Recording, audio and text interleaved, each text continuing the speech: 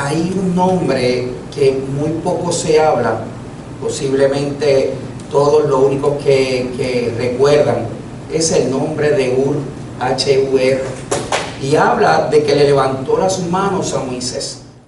Cuando Dios usó a Moisés como el gran libertador del pueblo de Israel, que lo sacó de tierra de Faraón, de tierra de Egipto, que lo trajo hacia una tierra que fluye leche y miel, a la tierra de Canaán. En el camino estaban programados para llegar antes. Sin embargo, el rey Amalek evitó que caminaran frente a sus dominios, a su reino, porque entendía que podía haber una sublevación del pueblo de Israel, y como había salido de Egipto, pudiera organizarse y afectarlo a ellos. Pero eso hizo que el pueblo de Israel tuviera que moverse y encontrarse con el Mar Rojo en consecuencia. Sin embargo, aunque eso estaba dentro del programa de Dios, porque Dios prepara los escenarios para ver los corazones, pues sabía que Amalek iba a actuar de una manera irresponsable con el pueblo de Israel, y como consecuencia Amalek no quiso que el pueblo de Israel pasara frente a sus dominios, y como consecuencia Dios le dice a Samuel que destruyera a Amalek, a todo su pueblo, los amalecitas, y lo destruyera completamente, lo extinguiera sobre la faz de la tierra, por haber evitado que el pueblo de Israel fuera directamente a recibir esa bendición de esa tierra nueva que Dios le daba, la tierra que fluye leche y miel. Éxodo capítulo 17, versículo del 8 al 16, dice así: entonces vino Amalek y peleó contra Israel en Refidim, y dijo Moisés a Josué: escógenos varones y sal a pelear contra Amalek. Mañana yo estaré sobre la cumbre del collado y la vara de Dios en mi mano. E hizo Josué como lo dijo Moisés, peleando contra Amalek, y Moisés y Aarón y Hur subieron a la cumbre del collado. Y sucedía que cuando alzaba Moisés su mano, Israel prevalecía, mas cuando él bajaba su mano, prevalecía Amalek. Y las manos de Moisés se cansaban, por lo que tomaron una piedra y la pusieron debajo de él, y se sentó sobre ella, y Aarón y Hur sostenían sus manos, el uno de un lado, el otro de otro. Así hubo en sus manos firmeza hasta que se puso el sol. Y Josué deshizo a Amalek y a su pueblo a filo de espada. Y Jehová dijo a Moisés: escribe esto para memoria en un libro, y di a Josué que raeré del todo la memoria de Amalek de debajo del cielo. Y ya vemos lo que habla ahí. Dios se encargó de destruir a los amalecitas y sus ovejas, y vemos en Samuel todos los demás detalles. Ahora bien, veamos este contexto.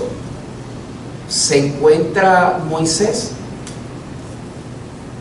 se encuentra Aarón y se encuentra Hur, y hay una lucha entre dos pueblos, el pueblo de Israel y los amalecitas. Entonces Moisés se encontró en un momento difícil, porque veía que los amalecitas, que más bien, si lo ponemos de manera figurada, representan a demonios, y a Amalek como si fuera el mismo Satanás, que estaba evitando que el pueblo de Israel, junto con el libertador, el gran libertador Moisés, pudieran prevalecer. Es lo mismo en este tiempo la iglesia y cada uno de nosotros, queriendo asegurar que nuestra familia, nuestros hijos, la iglesia, los ministerios, los pueblos, las naciones y el mundo entero prevalezcan. Sin embargo, los amalecitas van a querer, que son los espíritus inmundos, van a querer destruir a la iglesia. Los demonios van a querer destruir a la iglesia. Satanás va a buscar destruir la vida de la iglesia. Sin embargo, ocurre algo interesante, que Moisés levanta sus manos.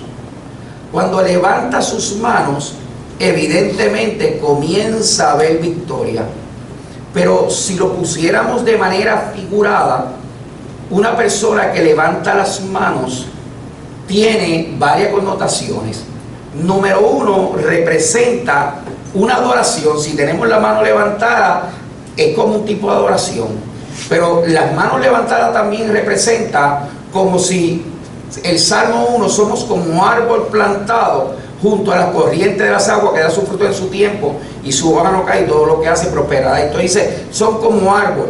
Si somos como árbol y nuestras manos están levantadas, está evocando como si nuestras manos fueran las ramas y nosotros como árbol que damos fruto.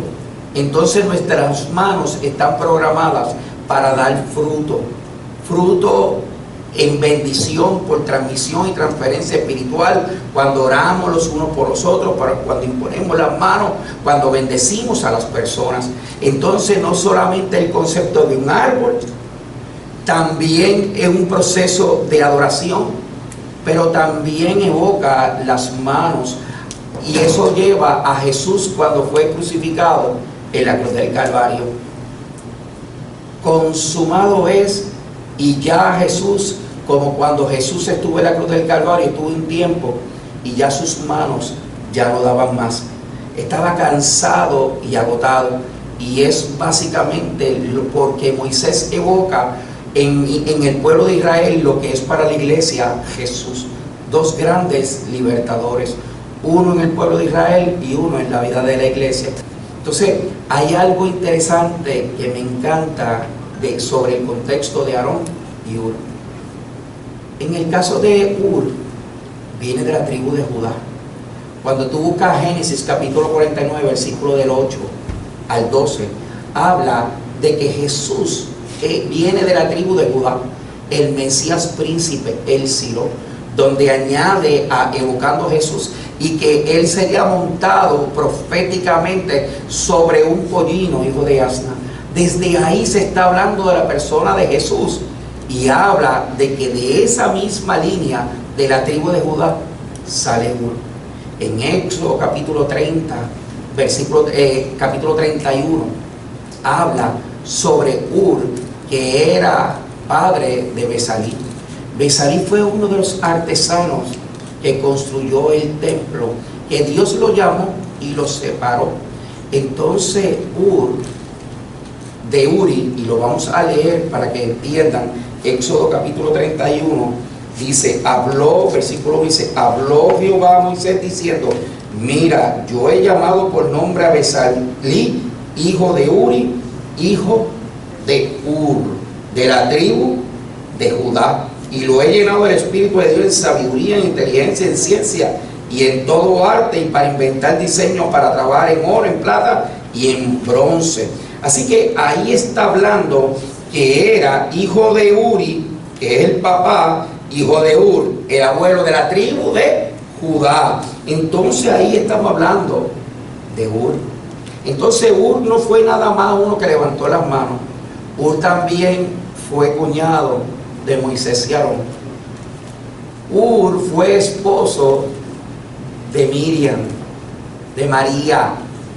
Así que Hur fue cuñado, se casó con la hermana de Moisés y Aarón, y fue entonces como consecuencia cuñado. Así que él no estaba por casualidad. En Primera de Crónicas también nos habla de que de otros elementos importantes, ¿verdad? Porque cuando Dios, a través de Yetro, el suegro, Dios usó a Yetro y le dijo, mira, llama a hombres de Dios. Y entre los hombres de Dios que llamó a Hur para que fuera a cargo de una tribu, como consejero, como anciano, para que dirigiera. Porque Dios le había dado esa ciencia, esa sabiduría. De ahí viene el hijo y viene el nieto, donde lo había llenado el Espíritu Santo para toda obra de arte. Pero ¿sabes qué? Cuando Moisés subió al monte Sinaí a hablar con Dios por 40 días y 40 noches, Josué se quedó a mitad y el pueblo abajo. Yo quiero que sepas que Moisés comisionó a Aarón y comisionó a Hur para que tuvieran dominio y dirigieran estructuradamente el pueblo de Israel. Sin embargo, bajo la presión, Hur no, Aarón cedió, y todos conocen la historia del becerro de oro. Pero ¿sabes qué? Hur no estuvo de acuerdo y por eso se separó y se fue con los levitas, con el pueblo de Leví, para que mantener esa adoración verdadera y no contaminarse con el becerro de oro ni nada de lo que hizo él, lo que hizo Aarón. Así que Hur, vemos que no solamente era una persona de nuevo que levantó las manos, pero Hur representa mucho más. Si nosotros cogiéramos Mateo capítulo 17, podríamos ver que en el monte de la transfiguración estaba Moisés, y en el otro Moisés y Elías. Uno Moisés que representaba la ley, y Elías que representaba a los profetas en el monte de la transfiguración. Así que estaba Jesús allí y habían dos personas, uno a la izquierda y otro a la derecha. Hur estaba allí como parte de Moisés, de la línea de Moisés.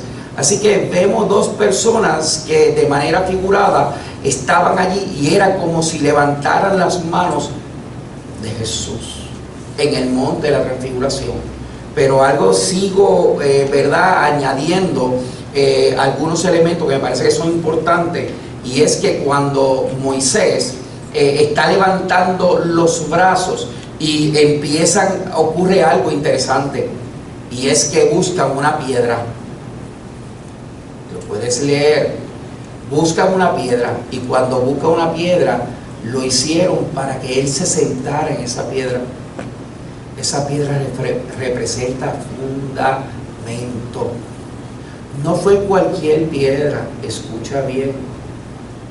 Él estaba en un monte, en un collado, en un monte alto, y llevaron una piedra para que Moisés se sentara. Y dice aquí, y lo voy a leer, dice el 12, Éxodo capítulo 17, versículo 12, dice: y sucedía que cuando alzaba Moisés su mano, Israel prevalecía, mas cuando él bajaba su mano, prevalecía Amalec. Y las manos de Moisés se cansaban, por lo que tomaron una piedra y la pusieron debajo de él. Quiere decir que pusieron una piedra. Me encanta, porque eso evoca varios elementos que me parece que son importantes. Si vas a Génesis capítulo 28, te darás cuenta de qué piedra es. Esto habla de Jacob.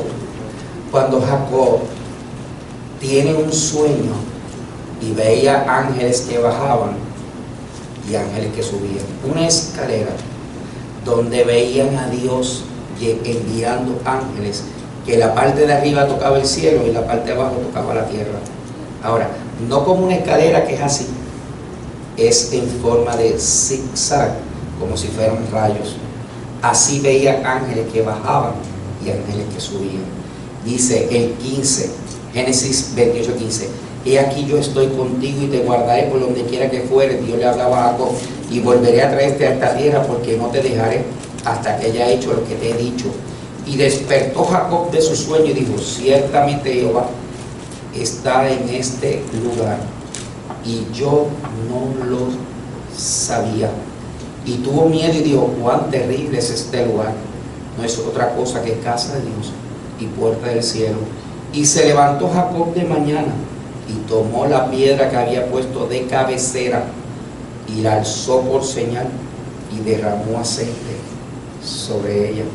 Entonces, imagínense un lugar donde el mismo Jacob coge una piedra. No puede ser una piedrita pequeña, tiene que ser una piedra más grande, y él recostar su cabeza, y cuando recostó su cabeza tuvo ese sueño, y él dijo: cuán terrible es.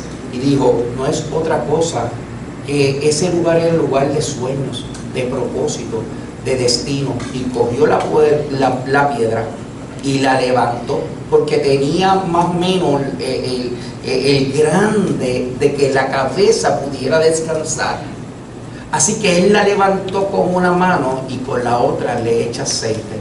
La piedra representa a Jesús, la roca inconmovible de los siglos, y el aceite tipo del Espíritu Santo, que evoca Mateo 3:16, cuando Jesús se bautizaba y el Espíritu Santo vino sobre él como paloma, y cuando se derramó ese aceite sobre esa piedra, lo que estaba era profetizando Mateo capítulo 3 versículo 16 y Lucas capítulo 3 versículo 21 y 22, cuando esa piedra, ese espíritu corporalmente, el aceite es derramado sobre esa piedra. Así que esa piedra, ese fundamento es Cristo. Por eso Mateo capítulo 7 versículo 24: cualquiera pues que me oye estas palabras y las hace, le compararé a un hombre prudente que edificó su casa sobre la roca. Descendió lluvia y vinieron ríos y soplaban viento y golpearon contra aquella casa y no cayó, porque estaba fundada sobre la roca. Entonces, esa roca, aquel fundamento de Jacob que durmió, que le echó aceite, que vemos que evoca a Jesús mismo, es el fundamento. Habla de la persona de Jesús, habla de la persona más importante en este mundo, por el cual Colosenses 1:15 dice, por el cual se hizo el universo, y habla sobre todo lo que hizo Dios, lo invisible y lo visible, todo habla de la persona de Jesús. Entonces vamos a Éxodo nuevamente. Dice, y las manos de Moisés se cansaban, el versículo 12, se cansaban por lo que tomaron una piedra y la pusieron debajo de él, evocando el fundamento. Si tú te aseguras en un momento de cansancio descansar en su presencia, estás descansando en el fundamento que es Jesús. Y se sentó sobre ella. Siéntate bajo ese fundamento, aquella palabra que Dios te habló, aquello que Dios te dio, la familia, tus hijos, los sueños, el destino profético. Quédate ahí, no te muevas. Debe ser como el monte de Sión, que no se mueve, sino que permanece para siempre. Y dice, y Aarón y Hur sostenían sus manos, el uno de un lado y el otro del otro. Así hubo en sus manos firmeza hasta que se puso el sol. En Sofonías capítulo 3 versículos 16 y 17 dice, no dejemos caer las manos, sería el título de tus hermanos. Dice, en aquel tiempo se dirá a Jerusalén, no temas, Sión, no se canse ni debiliten tus manos. Jehová está en medio de ti como poderoso, él salvará, se gozará sobre ti con alegría, callará de amor, se regocijará sobre ti con cánticos. En aquel tiempo se dirá a Jerusalén. ¿Cuál es el tiempo? Hoy.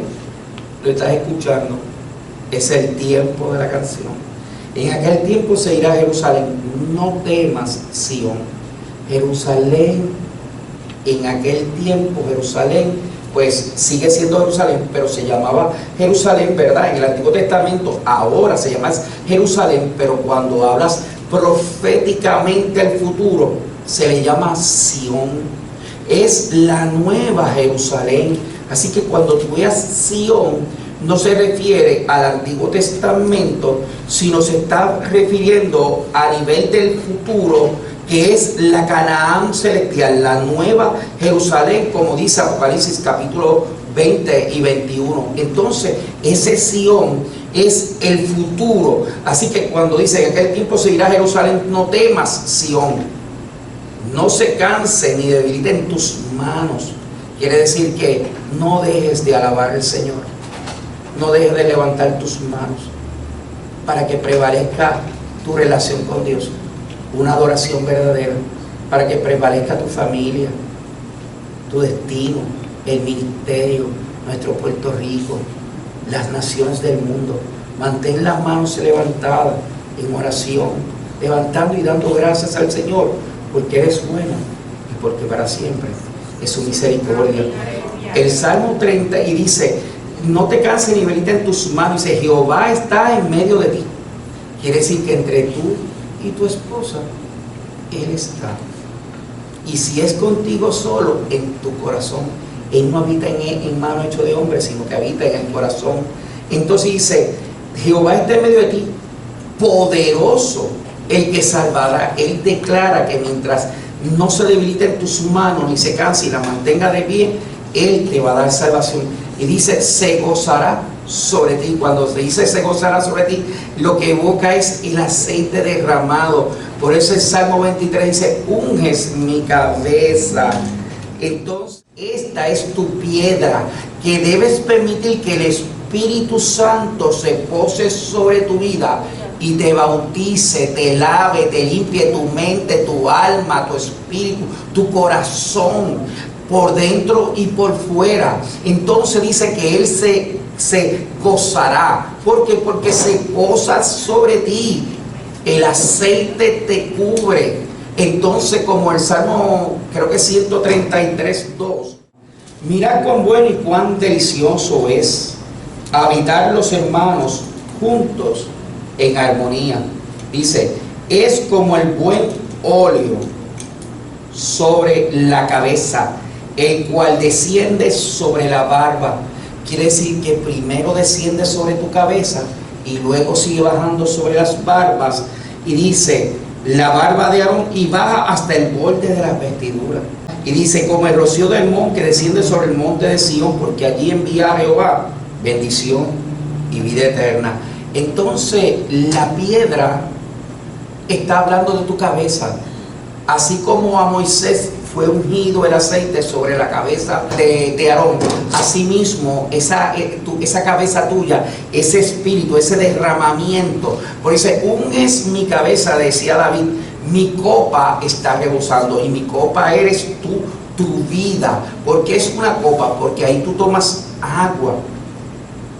Pues esas aguas de manantiales, dice, porque en Juan 7:36-38 dice, porque de su interior correrán ríos de agua viva. Así que esta agua de manantial que evoca como si fuera de manera figurada a Jesús, la palabra de Dios, tú la tomas y entonces es una agua de manantial. Dice, porque de su interior correrán ríos de agua viva. Toma agua de manantial y sale ríos de agua de vida, fuentes de agua de vida. Entonces seguimos, y cuando dice poderoso el salva, dice se gozará sobre ti. Entonces el Espíritu Santo se va a posar sobre ti con alegría, callará de amor. Me encanta, porque dice callará de amor. Cuando dice callará de amor es que cuando es un éxtasis, entonces ya no hay nada que hablar. Es como cuando una pareja se une, ya no hay nada en un momento dado donde está en un éxtasis tan brutal donde ya no se habla. Y eso evoca cuando los sacerdotes, el sumo sacerdote entraba al lugar santísimo. Y en ese lugar santísimo de unidad, lo que está evocando y lo que está diciendo es que allí tú no pides, allí tú recibes. Es el lugar donde ya tú no hablas, ya no tú no pides. Lo que tú has pedido ya se dio. Ahora Dios empieza a bendecirte. Dios empieza a derramar su espíritu sobre tu vida, como hizo con Aarón, sobre la cabeza, sobre la barba, sobre el borde de las vestiduras, para que en tu caminar sea un caminar. Por eso Dios le dijo a Moisés, Éxodo capítulo 3 versículo 15, dice, quita la sandalia, porque el lugar que pisas santo es. Entonces, para que puedas pisar y arrebatar y ponerte como Jehová Nissi, como estandarte, como bandera, tienes que ser blancura, de lino fino. ¿Sabes qué significa blancura? ¿Sabes qué significa lino fino?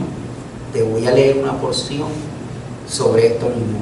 Y dice, pero comienzo primero algo interesante, dice, el Salmo 32, 7 y 8 dice, tú, entonces estoy haciendo una declaración, tú, refiriéndose a Jesús, eres mi refugio, me guardarás de la angustia, con cántico de liberación me rodearás. Te haré entender y te enseñaré el camino en el que debes andar, y sobre ti fijaré mis ojos. Así que, pero ya te dije el contexto de Ur. Pero ¿por qué él estaba allí y no estaban los demás?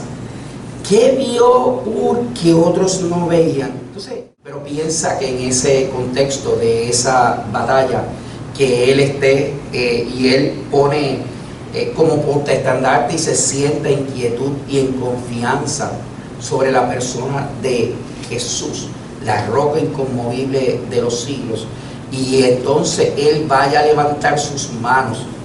Pudiéramos entender lo de Aarón, porque siempre andaba con él, pero Ur era el cuñado, pero no se hablaba de él, pero aquí se habla de él. Ahora, ¿dónde estaban los demás ancianos que andaban con Moisés? Luchando cada uno en la batalla. Ur también estaba. Pero ¿qué vio Ur que los demás no veían? A veces nos concentramos en las luchas individuales y nos olvidamos del pastor, nos olvidamos de la cabeza del hogar, nos olvidamos de muchas cosas. ¿Por qué digo esto? Porque piensan en una batalla y todo el mundo luchando unos con otros, pero Moisés estaba solo allí, levantando sus manos. De momento estaba Ur, quiere decir que estaba Aarón. Ur vio algo que los demás no vieron: la necesidad de levantar las manos. A veces nos enfocamos en nuestro diario vivir y nos enfocamos en nuestras propias responsabilidades, y lo que tenemos que hacer es mirar hacia el lado y ver la necesidad. Todas las demás personas estuvieron luchando sus propias batallas en ese momento. No es malo, pero es importante que de vez en cuando observes al líder, que también sus manos se cansan y que tiene la responsabilidad de todos. Entonces asegúrate cuidar a tu pastor, asegúrate cuidar al líder de tu iglesia. ¿Sabes por qué? Porque también se cansa. A veces es necesario levantar las manos, pero a veces tiene al escudero que está a su lado, pero a veces falta otra mano para que se cumpla el proyecto de las dos manos levantadas. No puede ser una sola mano, porque no representa el sacrificio, porque no representa el árbol, porque no representa la totalidad de la adoración verdadera. Así que tiene que tener las manos levantadas para que prevalezca la iglesia, para que prevalezca el evangelio, para que prevalezca la verdad, para que prevalezca la iglesia de Jesucristo, para que prevalezca el llamamiento profético por el cual Dios te llamó. Entonces, ese Ur vio, se aseguró de observar que Moisés estaba cansado, que necesitaba levantar esa otra mano. Así que él significa blancura, lino fino, pero también significa en hebreo libertad. Es que el lino fino es lo que se usa para las vestiduras. Escucha bien, para las vestiduras sacerdotales se usa el lino fino. En este capítulo 1, versículos 6 y 7 dice: el pabellón era de blanco, verde y azul, tendido sobre cuerdas de lino, y púrpura en anillos de plata, y así sucesivamente. Pero dice, el pabellón era de blanco, verde y azul. Entonces hablaba de un lugar propiamente. Y en Esther capítulo 8, versículo 15 al 17 dice: y salió Mardoqueo delante del rey con vestido real de azul y blanco, y una gran corona de oro, y un manto de lino y púrpura. Entonces habla de lo importante de un pabellón, un lugar, ¿verdad? Un reclinatorio, y con todo lo que envuelve ese lugar, y el vestido real. Entonces hay otras definiciones para Ur. En su raíz propiamente significa es uno que perfora la madriguera de una serpiente. Miren lo que significa Ur. Ur, uno que perfora la madriguera de una serpiente. La madriguera es como un escondite, como una cueva. Quiere decir que el blanco, la blancura, el resplandor, la honestidad, la lealtad, la fidelidad, la honra a Dios hace que tú puedas romper la madriguera de una serpiente, porque tú la descubres.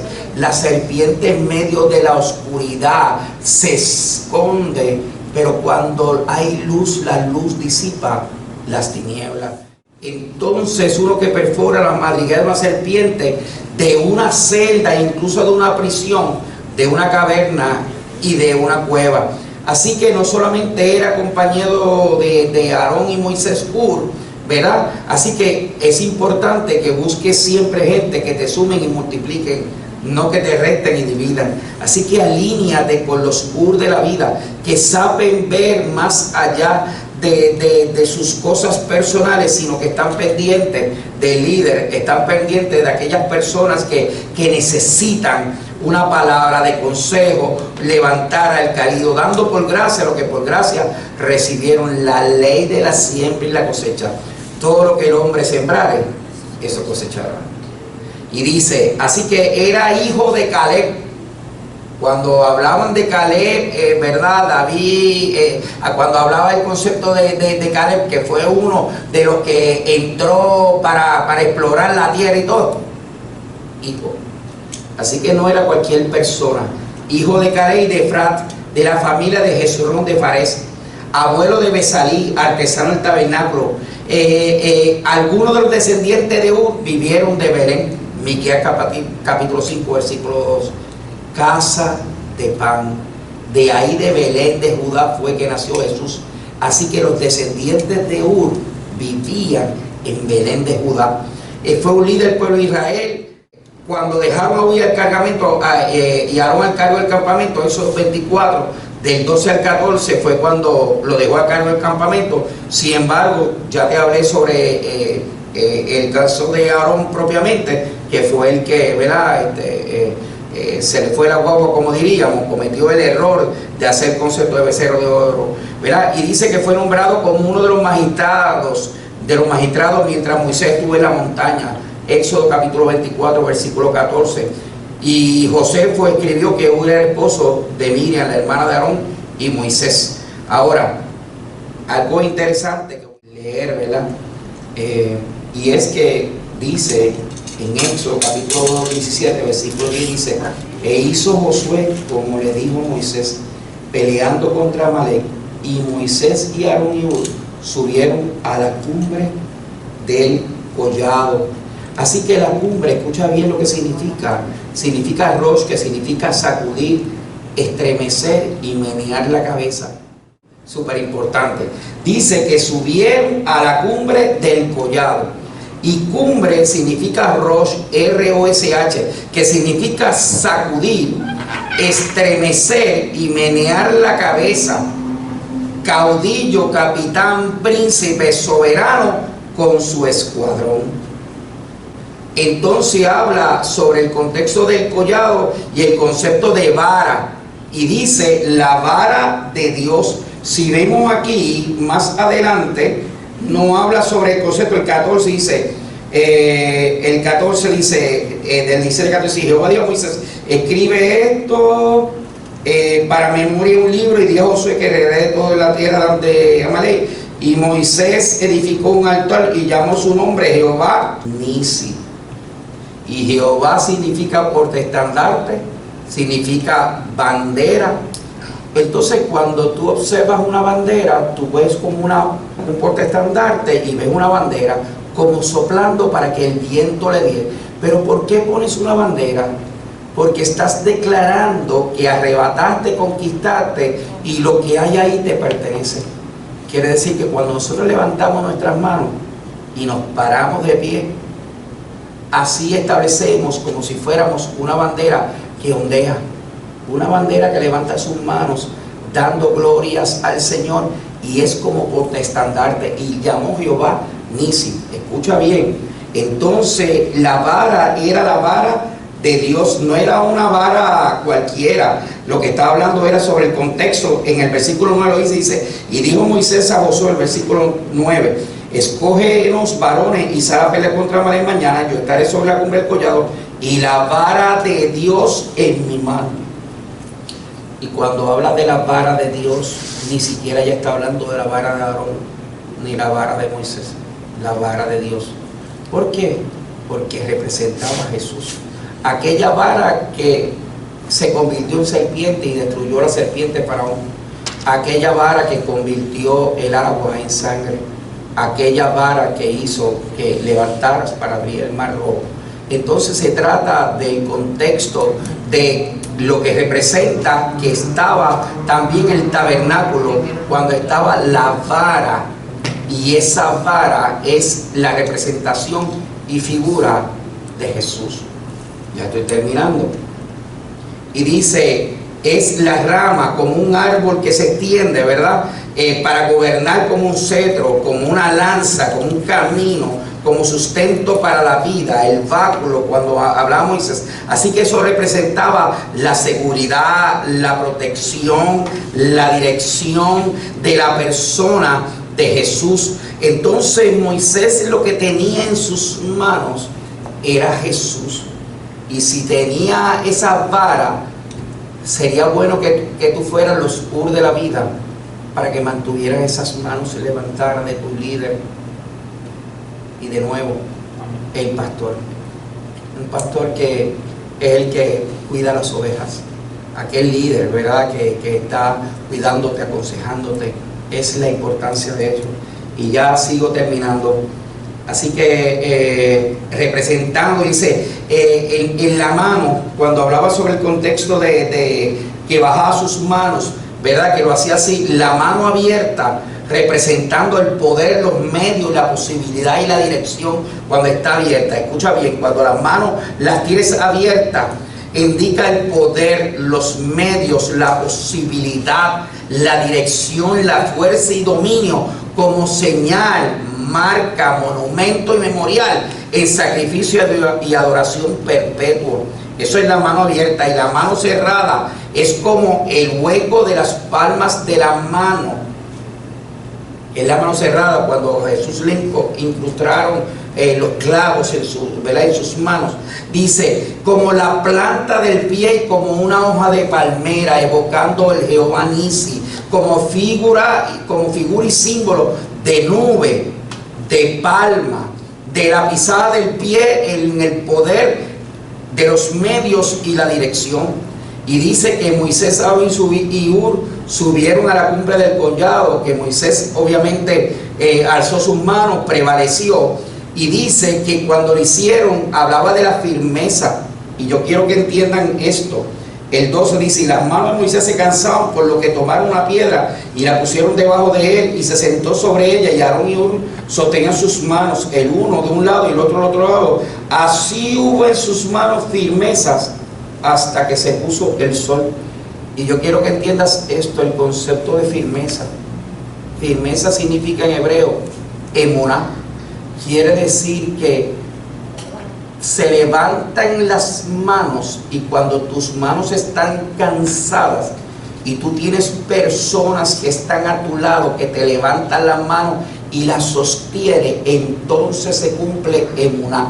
Y mira lo que significa emuná: paz, fe, quietud, veraz, fidelidad, lealtad, seguridad, moralmente en fidelidad, en honradez, en lealtad, estabilidad, honestidad, teniendo seguridad en tus tiempos como un deber por exigencia y obligación fija y oficial, siendo todos escogidos para ser guardas de las puertas y como oficio permanente para reinar. ¿Qué está diciendo firmeza? Emuná. Que cuando tú tienes las manos levantadas y estás cansada y alguien te agarra las manos, para que se pueda cumplir, tiene que tener las manos levantadas y firmeza de personas que te levanten las manos para que se pueda cumplir emuná. para que haya fidelidad, lealtad, honra, pero dice como oficio perpetuo, como guardas de la puerta, para que el enemigo no pueda entrar, porque si tú eres el líder, es como si fuera la puerta para que no entren sobre tu esposa, sobre tus hijos, sobre las generaciones futuras. Pues el emuná es el que hace el oficio, que hace que haya firmeza permanente, donde tú lo utilizas como una seguridad, como una fortaleza, donde nadie va a pasar. Por eso cuando dicen emuná, lo que dice es: mantente firme, porque tú fuiste llamado como destino profético para que ser luz, para que tú seas una puerta, para que tú seas bendición. Entonces está hablando todo lo que representa emuná sobre el contexto de firmeza. Es digno de confianza, como procediendo por el amor de Dios en fidelidad y lealtad. Es la veracidad y confiabilidad y rectitud de aquellas personas que se mantienen firmes en medio de las batallas y están dispuestos a que sus manos, cuando están cansadas, se mantienen, pero siempre en la seguridad que van a haber personas que van a mantener tus manos levantadas para que tú puedas completar el oficio para el cual Dios te llamó, dando a entender que el Señor recompensa a aquel que demuestra que está haciendo lo que Dios te levanta. Y dice que pabellón hablaba sobre Jehová Nisi como portaestandarte. El pabellón, donde está hablando aquí sobre el concepto del pabellón, habla de que es cáliz, como copa, como vaso, como recipiente, para que puedas recibir de parte de Dios, ¿verdad? Y significa como el cáliz del candelero, las copas de las 7 candeleros, de lo que representa a los 7 candeleros, y el candelero que tiene sí de las 7 copillas. De eso es lo que habla Moisés cuando levantó sus manos y estaban a su lado Aarón y estaba Hur. Te hablé del concepto de la transfiguración de Mateo 17, pero ¿sabes qué? En Mateo capítulo 4 versículo 8 y 8 y 9, y en Lucas 3, 4, versículos 5 y 9, habla de que una de las tentaciones, escucha bien, la primera, y esto es algo que me encanta, las 3 tentaciones: convierte esta piedra en pan, lo subió a un monte alto, y habla también sobre el pináculo del templo. De manera figurada y simbólica y mediante paralelismo, cuando había una batalla, Moisés subió, se estableció en una piedra firme y levantó sus manos, y hubo 2 personas que levantaron las manos. Cuando Jesús fue tentado, dijeron: convierte esta piedra, aquella que así había sido ungida de que era Jesús y el Espíritu Santo. Eso fue antes del ministerio, y Satanás quería destruir el ministerio de Jesús en esas 3 tentaciones. Así que aquella piedra que estaba ungida, que Jacob le echó aceite, que es lugar de sueño, destino profético, esa misma piedra Dios conviértela en pan. Así que el destino, el ministerio, todo lo que representaba, lo que le estaba diciendo es: ¿sabes qué? Conviértela en pan si porque tienes hambre. Así que la trivialidad, no solo de pan vivirá el hombre, sino de toda palabra que sale de la boca de Jehová. La primera tentación. La segunda tentación, Mateo 4, 8 y 9, dice que lo subió a un monte alto, y allí le dijo: todo esto te daré si postrado me adorares. Así como Moisés subió, así tuvo que subir Jesús en un monte alto. Pero en ese monte alto hubo algo. Satanás le dijo: todo esto te daré si postrado me adorares. Sin embargo, Jesús dijo: a tu Dios adorarás y a Él solo servirás. Porque Él levanta sus manos solamente para dar gracias a Dios, solamente para pedirle al Padre. Así que cuando estuvo allí, Él dijo: ¿sabe qué? Esto es mío. Yo no me voy a postrar delante de ti. Así que en el mundo espiritual, cuando terminó, saben que los ángeles fueron a ayudarlo. Así que esa batalla Jesús la ganó y había ángeles subiéndole sus manos para que mantuviera esa victoria. Y entonces cuando, reitero, en ese monte alto donde fue llevado Moisés, fue llevado Jesús, esas manos estuvieron levantadas en postración, en adoración a Dios, honrando a Dios. Y lo que hizo fue que le dijo: ¿sabes qué?